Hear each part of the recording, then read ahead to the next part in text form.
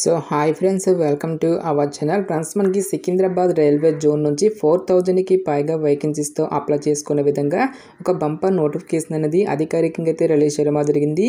ఈ యొక్క పోస్ట్కి ఓన్లీ మీరు 10+2 అనేది పాస్ అయితే సరిపోతుంది గైస్. ఈ యొక్క జాబ్స్కి మనము అప్లై అనేది చేసుకోవచ్చు.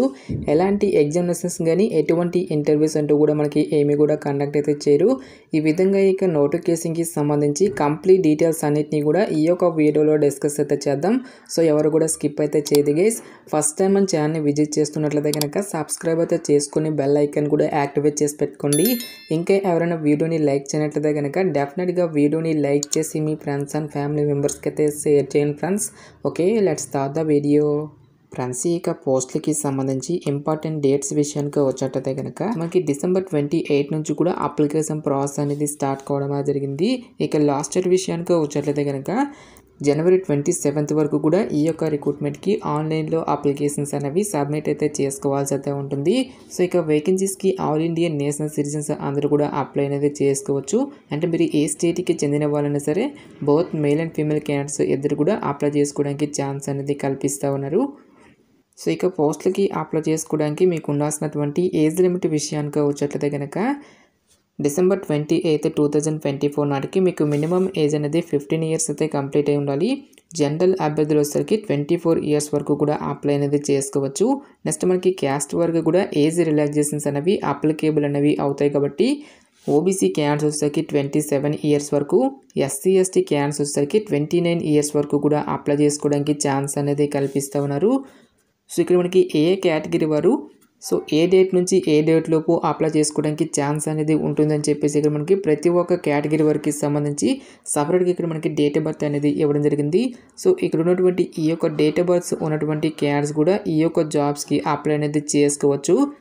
నెక్స్ట్ ఈ యొక్క పోస్ట్లకి సంబంధించి అప్లికేషన్ ప్రాసెస్ విషయానికి వచ్చేటైతే కనుక ఓన్లీ ఆన్లైన్లోనే అప్లై చేసుకోవాల్సి అయితే ఉంటుంది.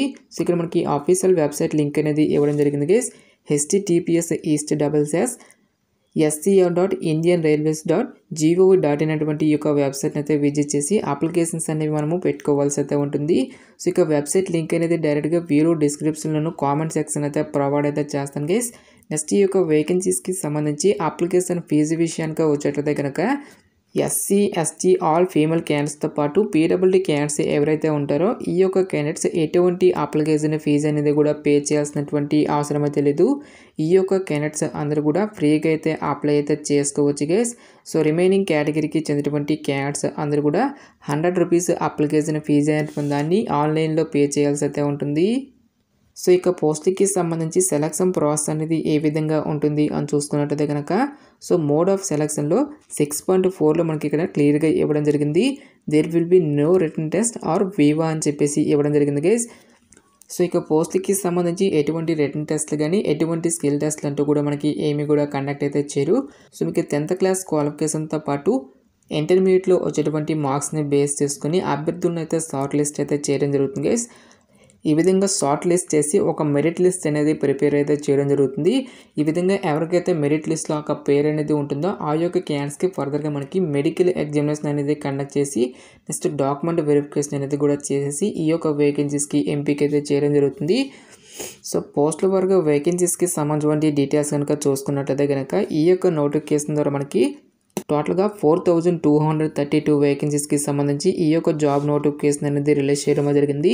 అన్ని క్యాస్ట్ల వరకు కూడా వేకెన్సీ అనేవి కేటాయించడం జరిగింది గైస్. లైక్ మనకి SC ST OBC economically weaker సెక్షన్తో పాటుగా ఇంక్లూడింగ్ మనకి యూఆర్ కేటగిరీలో కూడా మనకి సపరేట్గా వేకెన్సీ అనేవి కేటాయించడం జరిగింది. సో యూఆర్ కేటగిరీలో మనకి పోస్టులు అనేవి కేటాయించారు కాబట్టి ఈ యొక్క విభాగంలో ఉన్నటువంటి పోస్టులకి మీరు ఏ క్యాస్ట్కి చెందిన వారైనా సరే అప్లై అనేది చేసుకోవచ్చు.